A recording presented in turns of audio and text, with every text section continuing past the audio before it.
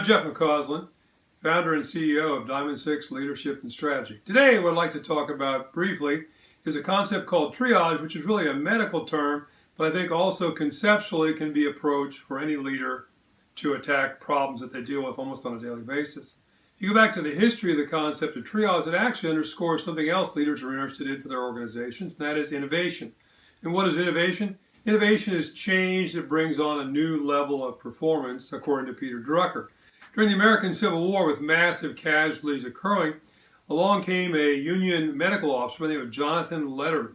And Letterman did a lot of innovations, invented the first field ambulance, for example, reorganized the medical service corps to more effectively treat wounded.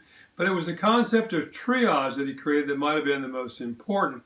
What is triage? Well, any mass casualty event, even today, as casualties are arriving, the medical personnel sadly have to divide casualties into three sort of groups. Those, frankly, who are deemed quickly to be terminal. Sadly, these people are about to die.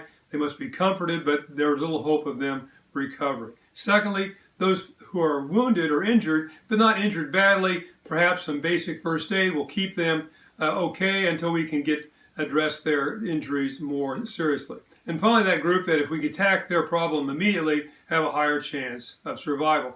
Letterman instituted this for the Union Army, and what the result was, of course, more Union soldiers recovered, which had, over the long term, a great effect on the war and the Union eventual success.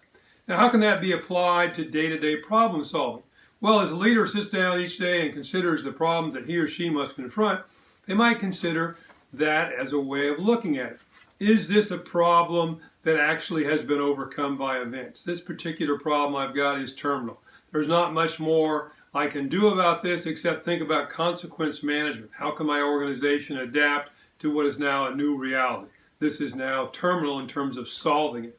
Secondly, is this a problem that can be deferred? Is the timing for dealing with this problem not quite right? Frankly, is it a more tactical or operational problem that should be dealt with by somebody else, whereas I, as the head of the organization, want to focus my attention, my energies on those things that are strategic? And third pile, is this problem existential? Is this problem actually a threat perhaps to the very long-term existence of my organization, and therefore we have to take immediate action? I think this way of thinking is a problem, something that is overcome by events. Is it one that's not ripe? Is this a problem that's existential? Is a framework leaders can use. Having said that, leaders also need to recognize that some of the problems that they're going to be confronted, particularly at the strategic level, are so-called wicked problems. And again, these are problems that are not going to be solved. These are problems that are going to be managed. Imagine a person who has a long-term medical malady.